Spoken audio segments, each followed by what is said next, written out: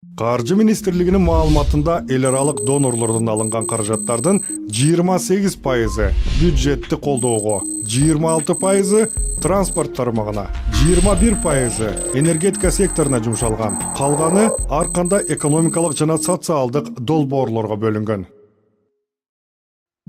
Кыргызстан 1991 жылдан бери эл аралык донорлордон 9 миллиард 200 миллион доллар карыз алган.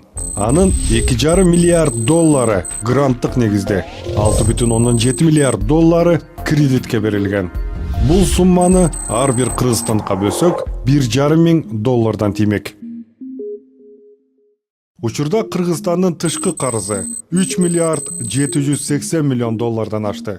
Анын дээрлик 40%, башка айтканда 1,5 миллиард доллар Кытайдын экспорт жана импорт банкына таандык.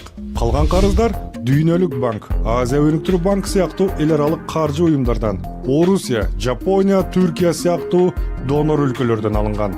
Негизги карыздарды төлөө убактысы 2024 жылдан башталат.